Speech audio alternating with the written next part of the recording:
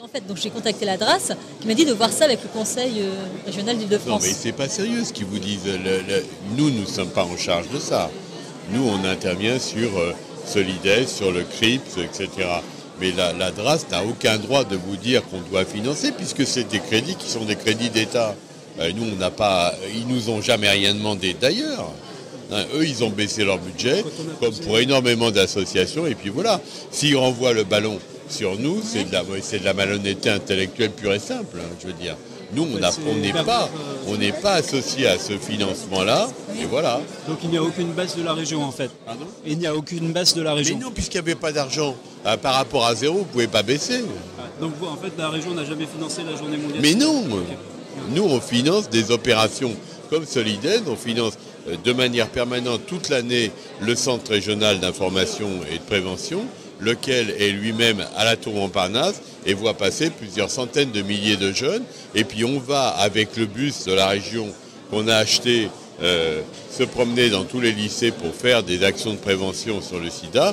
Et par ailleurs, on finance, je ne sais pas, 80 associations qui s'en occupent. Quel regard portez-vous justement sur le fait que l'État décide de manière assez sommaire de couper en deux le budget pour la journée, en principe, symbole, phare? Ça fait partie de leur politique générale. Ils ont décidé de réduire les moyens des associations et nous, petit à petit, on est obligé de prendre le relais. Voilà ce qui se passe. C'est la raison pour laquelle on finance les emplois tremplins dans les associations.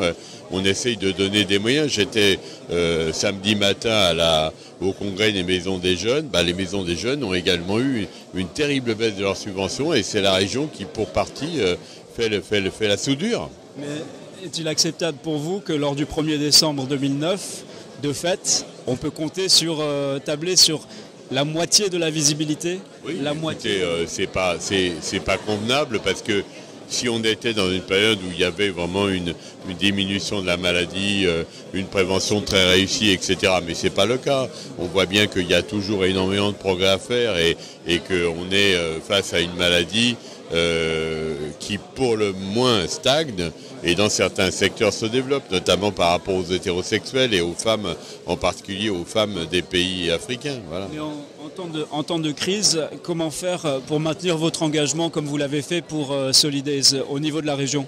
Comment faire alors qu'on est en période de crise et que forcément il va y avoir des baisses de crédit? Non, pas pour nous. Nous avons décidé de maintenir les moyens. Vous voyez, Solidaise, c'est 800 000. On n'a pas de raison de baisser. On a commencé avec Solidaise à 400 000. Vous voyez un petit peu la différence.